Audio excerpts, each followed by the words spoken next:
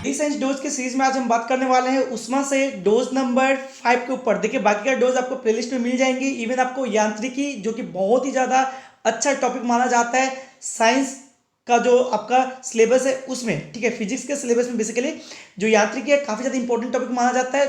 Total question जो यांत्रिकी से बन सकती थी सभी को मैं डिफरेंट डोज के हेल्प से ऑलरेडी कंप्लीट करा चुका हूँ, जो कि आपको प्लेलिस्ट में मिल जाएगी, जो कि प्लेलिस्ट का नाम है डेली साइंस डोज फिजिक्स। ठीक है, वहीं से आप देख सकते हो और आपका साइंस का पोर्शन काफी ज्यादा स्ट्रॉन्ग बना सकते हो। तो यहां पर हम लोग बात करेंगे क्वेश्चन नंबर 41 उस्मा से। ठीक है, तो हम लोग बात करने वाले यहाँ पे क्वेश्चन नंबर 41 उस्मा से। तो देखिए पहला क्वेश्चन क्या बोल रहा है आपका, पहला क्वेश्चन बोल रहा है कि एक मनुष्य का तापक्रम 60 डिग्री सेल्सियस है, तो उसका तापक्रम फ़ारेनहाइट में क्या होगी आपको बतानी है। तो देखिए मैंने आपको ऑलरेडी सिखा रखा है, काफी अच्छा क्वेश्चन भी है ये।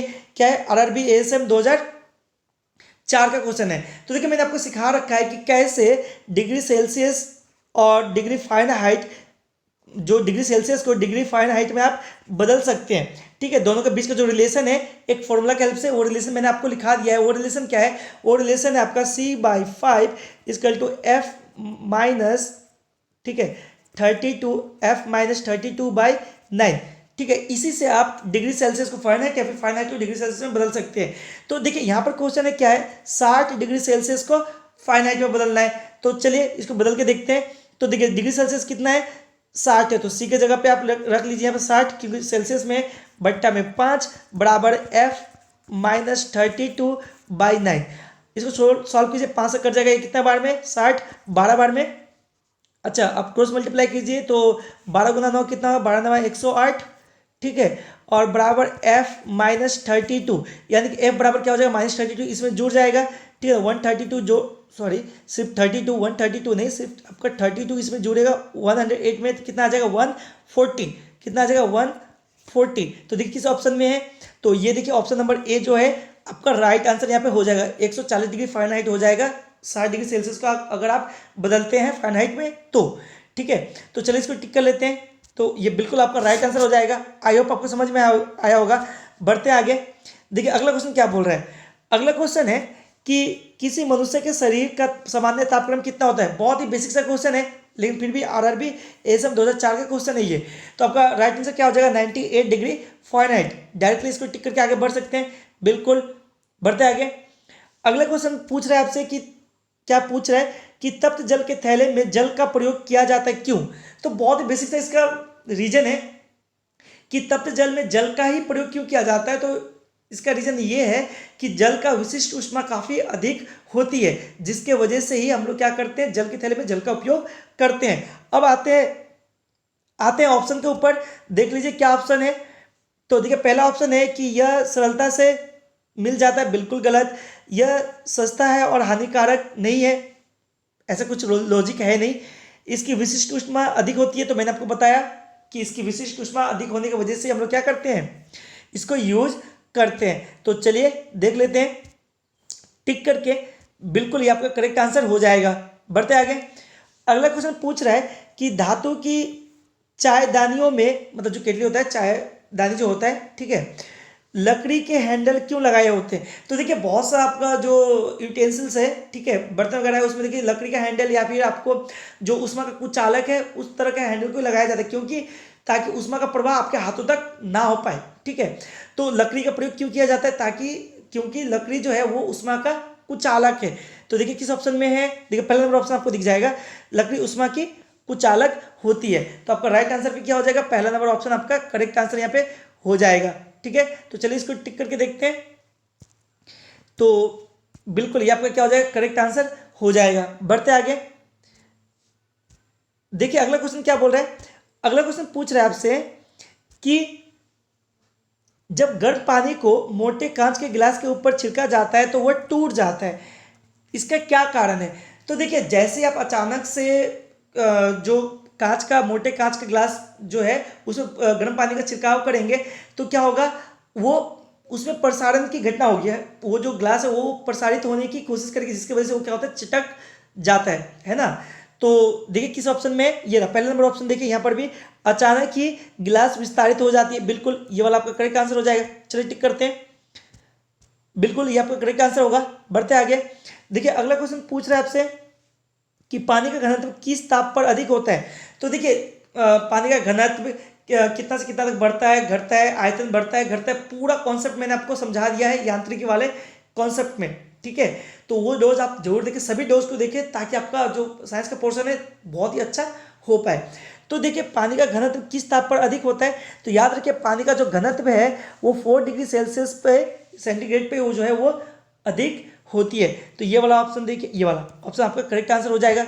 टिक करके देखिए, बिल्कुल ये आपका राइट आंसर होगा। देखिए अगला क्वेश्चन पूछ रहा है कि जब बर्फ को 0 डिग्री सेल्सियस से 10 डिग्री सेल्सियस तक गर्म किया जाता है तो जल का आयतन क्या हो जाएगा। तो देखिए पहले तो जल का जो आयतन है वो कमेगा, फिर बाद में बढ़ेगा। ऐसा क्या रीजन है, तो रीजन समझना है तो आपको पीछे का डोज तो देखना ही पड़ेगा, ठीक है। तो देखिए आपका राइट आंसर यहाँ पे क्या हो जाएगा, यहाँ पर राइट आंसर हो जाएगा पहले घटेगा फिर बढ़ेगा।